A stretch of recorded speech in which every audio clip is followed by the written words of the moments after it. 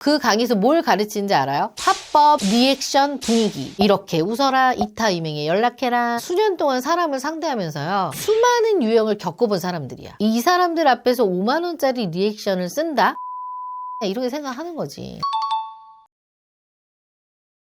대표님, 최근 뉴스에 나온 의사 남편 꼬시는 법 유료 강의 논란 보셨어요? 봤어요. 되게 좀 충격적이었는데 띠동갑 의사 남편을 뭐 꼬신 방법 이런 강의를 뭐 49,000원 팔다가 비판 여론 때문에 폭파됐다 뭐 이런 얘기 들은 것 같아. 근데 저는 이 강의가 폭파된 것보다 실제로 팔렸다는 게 더 충격이었어. 왜요? 요즘 연애 강의 많이 팔잖아요. 이거는 연애 강의가 아니에요. 특정 직업군을 정조준해서 공략하는 법을 파는 거잖아. 아니 막말로 49,000원에 우리나라 여자들 다 의사 와이프 될게? 결혼이 감정이 아니라 완전히 그러니까 사냥이 돼버린 거잖아. 그리고 더 무서운 건 이게 일부 얘기가 아니라는 겁니다. 요즘 SNS만 봐도요. 의사 남편, 전문직 와이프 이런 컨텐츠가 수백만의 조회수 올리고 있더라고. 저는 이런 특정 직업군을 목표로서 기술로 뚫으려는 여자들 있잖아요. 딱 한 단어로 정의할 수 있어요. 의사 스나이퍼. 뭔가 말이 무서운데요? 그치. 근데 솔직히 말하잖아요. 스나이퍼가 아니라 푼돈 내고 오답 노트를 외우는 수험생하고 별반 다를 게 뭐가 있어. 그래서 오늘은 이 의사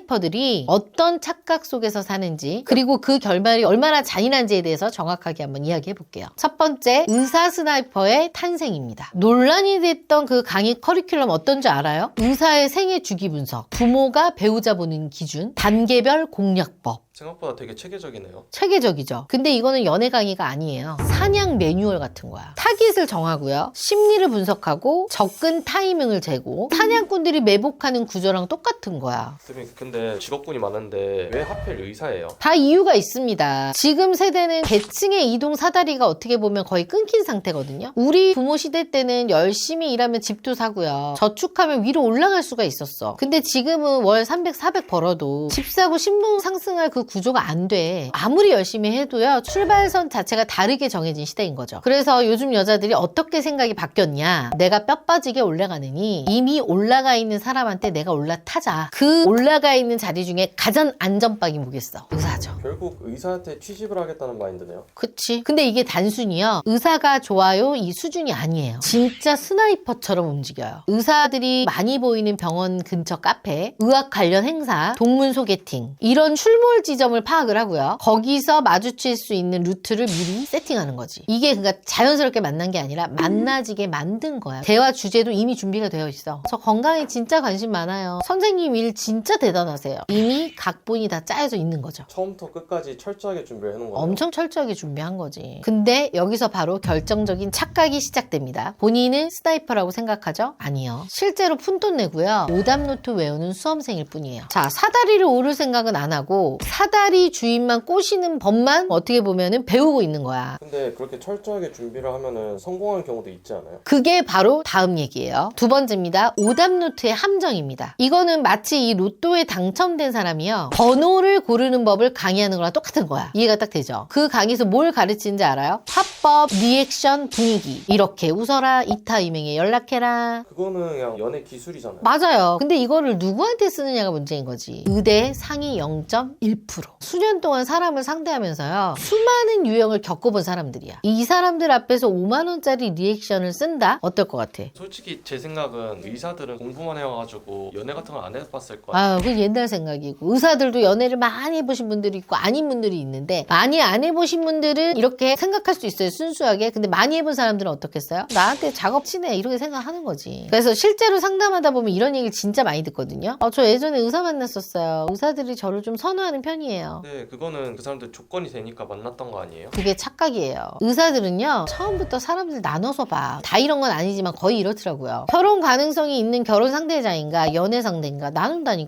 그래서 만났다고 해서요. 다 같은 만남이 아니라는 거야. 몇 번 만나고 연락도 좀 하고 이러니까 나 의사 와이프 될 수 있나 이러다 이어지는 거 아니야 라고 생각할 수 있지만 근데 상대는 처음부터 진지한 만남을 생각하지 않았던 걸 수도 있다는 얘기죠. 근데 더 중요한 건 이거예요. 기술이 먹히는 경우도 있어. 근데 그건 성공이 아니에요. 상대가 알면서도 걸려준 거죠. 근데 그걸 왜 걸려줘요? 뭐 이런 거지. 한방 언니한테 가면 결혼할 수 있나요? 물론이죠. 1대1로 꼼꼼하게 관리해주고 철저하게 객관화를 할 수 있는 피드백을 주고 매니저가 딱 달라붙어서 어떻게 해야 할지 컨설팅해주는 전문가를 찾아오세요. 한방 언니가 함께 고민하고 도와드리겠습니다. 이 정도 리액션에 이 정도 외모면 잠깐 만나기는 괜찮겠다. 그 정도로만 본 거예요. 연애는 이 감정이기 때문에 기술이 먹힐 수가 있어. 근데 결혼은 달라. 조건이 맞아야 움직이는 구조야. 의사 스나이퍼들이 이 콧소리를 내고 있을 때요, 상대는 이미 이 사람과 결혼이 가능한가? 이것부터 생각을 한 거야. 그리고 그 판단 기준은요, 얄팍한 화법으로 넘어갈 수 있는 그런 수준이 아니라는 거예요. 그러면 대표님, 의사들은 뭘 보는 거예요? 알고 싶죠? 여기는 49,000원씩이나 내잖아. 근데 나는 49,000원 안 받아요. 그렇기 때문에 여러분들도 알고 싶다면 좋아요, 구독하기 눌러주세요. 그래서 그 기준이 따로 있습니다. 세 번째, 상위